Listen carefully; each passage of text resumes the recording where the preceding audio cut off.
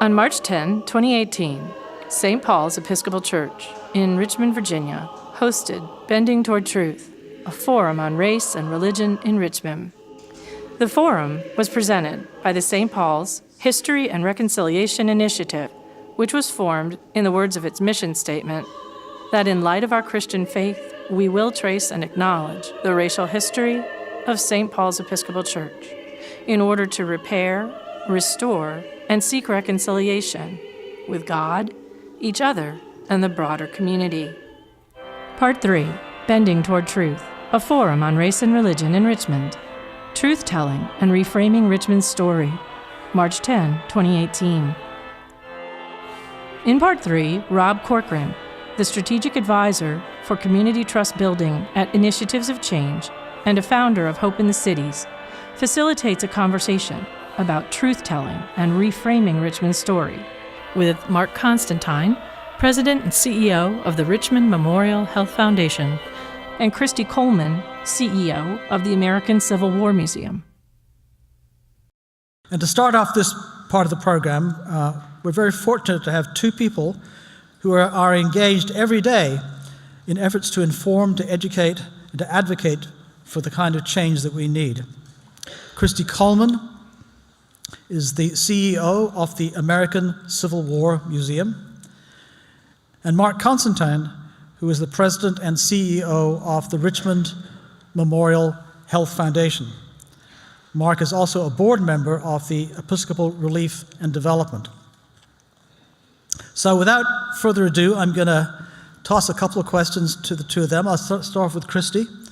Christy said to me the other day that part of what she tries to do is to disrupt the narrative and reframe it in a more honest and inclusive way. So as a historian and an educator, Christy, how do you see the impact, the ongoing effects of our racial history here in Richmond, and how are we perpetuating it in the context of Richmond today? I know it's a small question.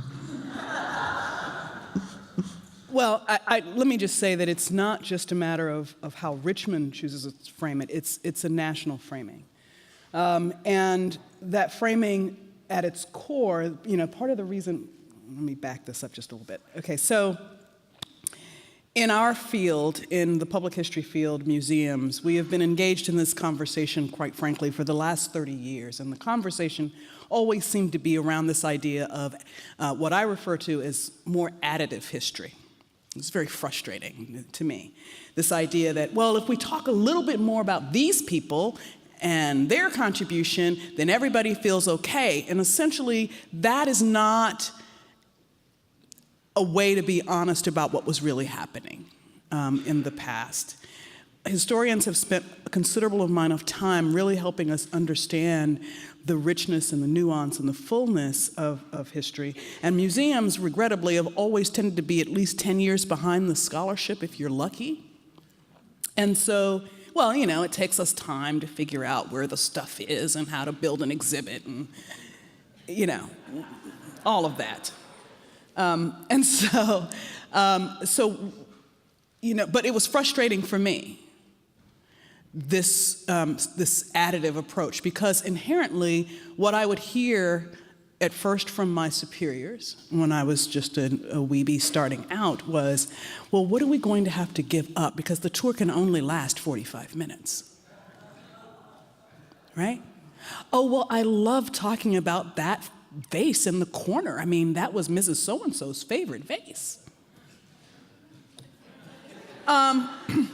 Meanwhile, I'm like, well, do you know who made that vase? Why aren't we talking about that? Why aren't we talking about the people that carried that vase in the house with the fresh flowers that they had to go out there and cut every day so you could sit there and talk about your vase? But, that was me at, 20s, where I, didn't have much of a filter. And, so over time, quite frankly, I got quite bored with that and started blasting, because then I got a position, I got a CEO title, right? So then I could really say what I wanted to say. And what I learned right off the bat is that my peers were still having this struggle. And I was like, no. What we're talking about, we got to change the whole thing. We got to change this whole narrative. And we started doing a lot of that at Colonial Williamsburg, and I got a lot of trouble for that. But we did. We had to change the narrative because we like comfortable lies about our history. We say to ourselves all the time, well, we should be finding those things that lift us up. We should find those things that make us proud to be Americans. Well, it's like having that drunk uncle in your family.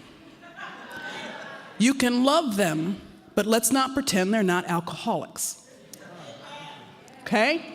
So in order for us to be healthy, it seems to me that it's narrative change was the first step. Let's reframe what we got to do in that 45 minutes so that people can really understand the complexities.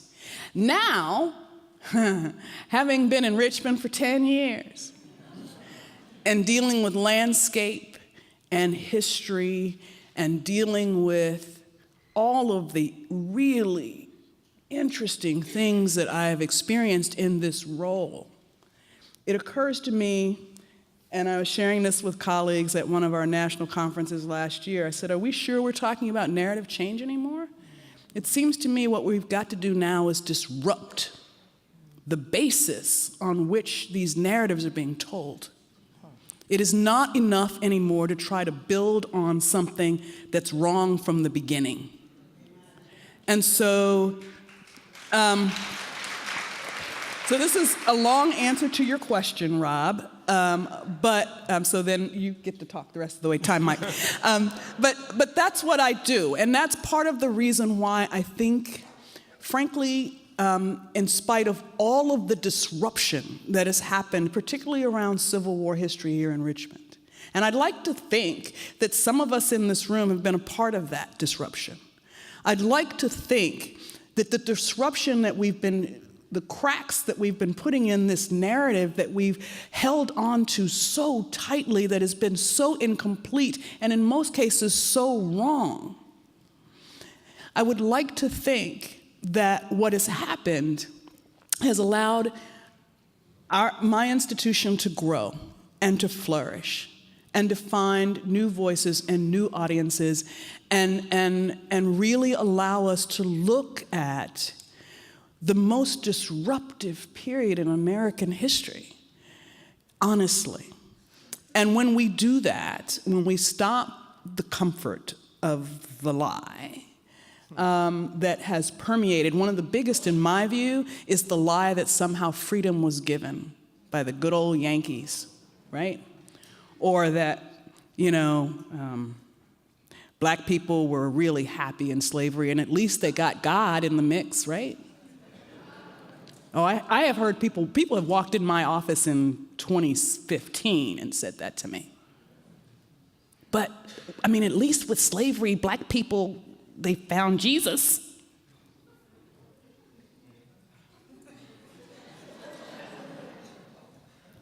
We need to disrupt it because the foundation is just wrong. Because the foundation of American history and the narrative that we tell it is built first and foremost on white supremacy. Yeah, thank you. So, Mark,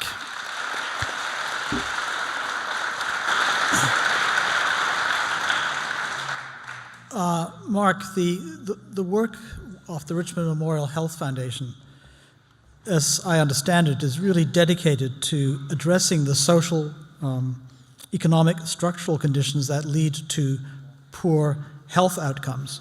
So, in light of the work that you're doing, how do you see the conversation that we've had today so far? Well, I'm going to pick up on the drunk uncle in the room. I was going to pick up on Dr. Ayers, the sins that we turned a blind eye to, but that's more colorful and maybe more appropriate.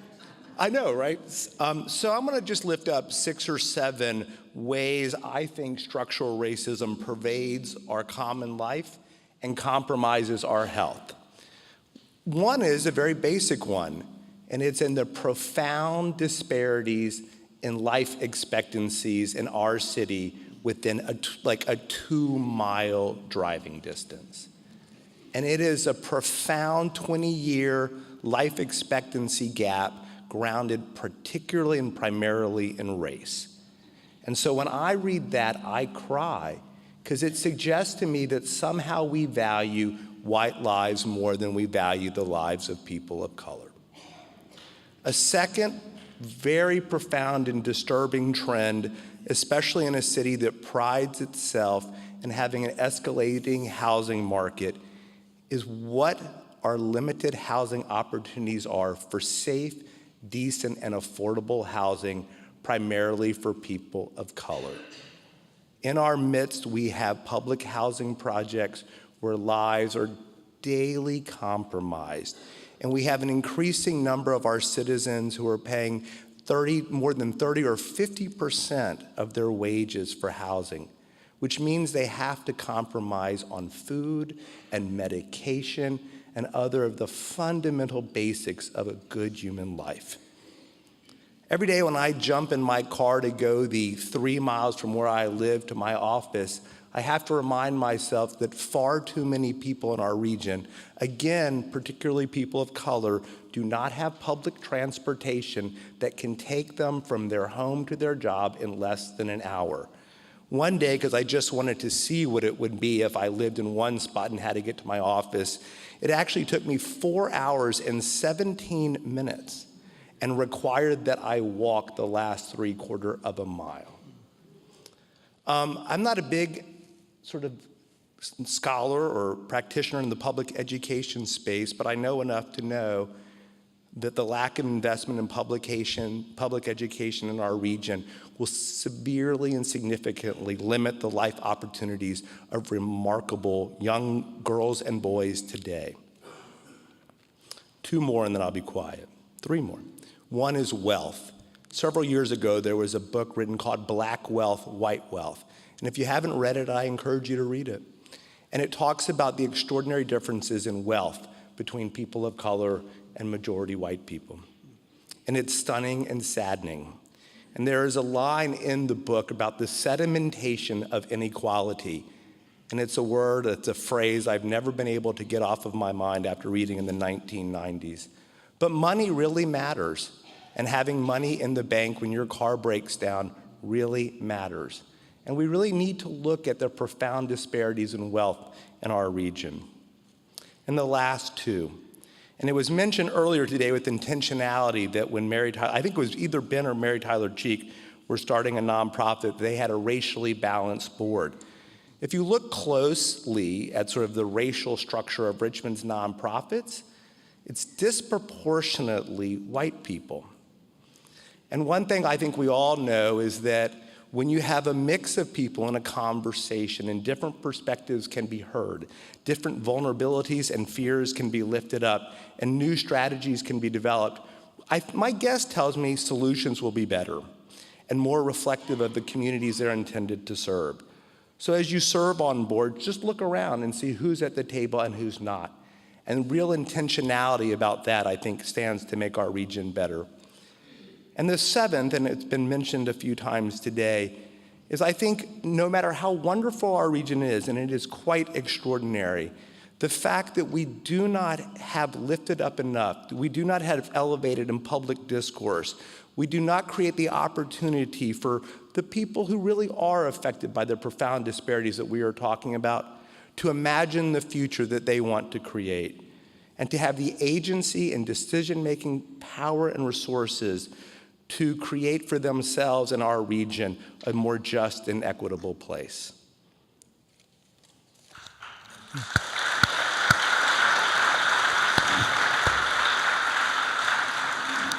So in the few minutes that we have left, just a sort of follow-up question to both of you, really. There's a lot of energy here this evening.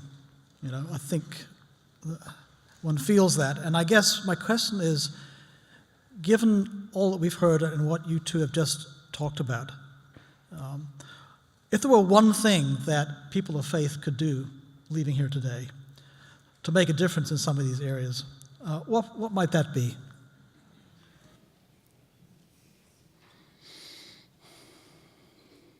Well, being that this is a a community of faith, and there are a number of other guests that are here, I would say, since that's one of your anchor points, that the first thing you have to ask for is discernment.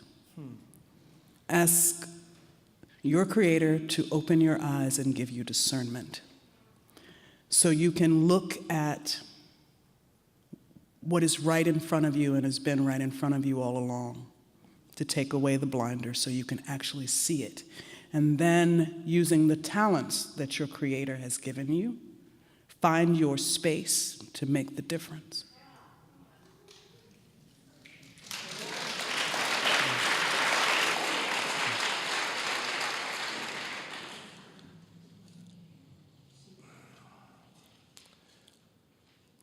It's a forming response, and it has something to do with humanity. What I want to say for most of us, and I will speak only for myself, as a white middle-aged man, it is all too easy not to recognize that race is a construction, that white privilege is a reality, and that we hold on to power and privilege because it's hard to let go. So if I had one thought for people of faith, it is to recognize that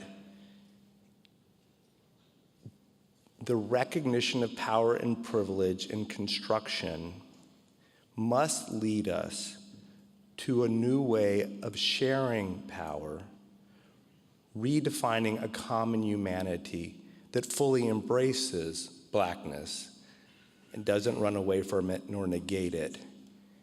And that we find ways to sustain ourselves in very deep mutual fellowship so that we can create a moment now that will lead for new life opportunities and possibilities for people in the future.